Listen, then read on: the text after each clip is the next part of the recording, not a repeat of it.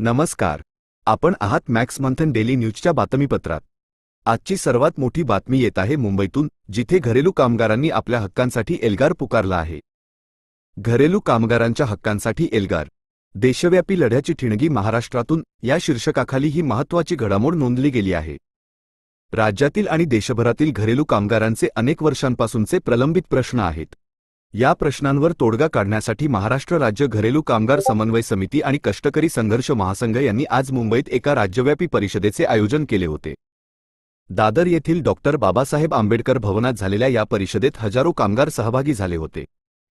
या महत्त्वपूर्ण परिषदेत निमंत्रक ज्ञानेश पाटील, कामगार नेते काशीनाथ नखाते, राजू वंजारे, उदय भट, सुजाता भोंगाडे, शांता खोत, सुभाष मराठे, राजू भिसे, माधुरी जलामुलवार, विद्या स्वामी, शहाजी शिंदे, वंदना चिंचोळकर, द्रौपदी गवळी, आशिष शिगवण, कल्पना मोहिते, माया शेटे, नंदा जाधव, शीतल तौर, रेश्मा पांचाळ, कल्पना कांबळे, छाया श्रीमंगले, मनीषा निलाखे, मालन चव्हाण, लक्ष्मी उदावत आणि वनमाला कांबळे यांसारख्या प्रमुख व्यक्ती उपस्थित होत्या.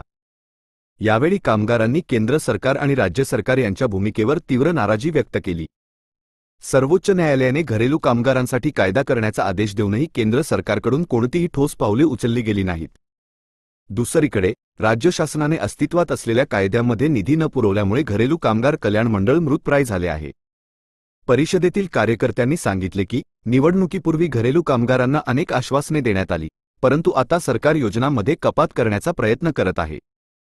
या पार्श्वभूमीवर मागण्या मान्य न झाल्यास महाराष्ट्रातून देशव्यापी आंदोलनाची सुरुवात करण्याचा निर्धार कामगारांनी एकमुखाने घेतला आहे. या परिषदेत घरेलू कामगारांना अधिकृत मान्यता देण्याची, कल्याणकारी योजनांसाठी तातडीने निधी उपलब्ध करून देण्याची आणि पेन्शन योजना लागू करण्याची प्रमुख मागणी करण्यात आली. यासोबतच राज्यातील कामगारांवर लादण्यात आलेल्या 4 श्रम संहिता आणि महाराष्ट्र जन सुरक्षा विधेयक रद्द करण्याची मागणीचा ठरावही मंजूर करण्यात आला. परिषदेत कामगार नेते काशीनाथ नखाते यांनी सरकारला इशारा दिला की जर लवकरच या मागण्यांची अंमलबजावणी झाली नाही तर कामगार मंत्र्यांच्या घरावर आंदोलन केले जाईल.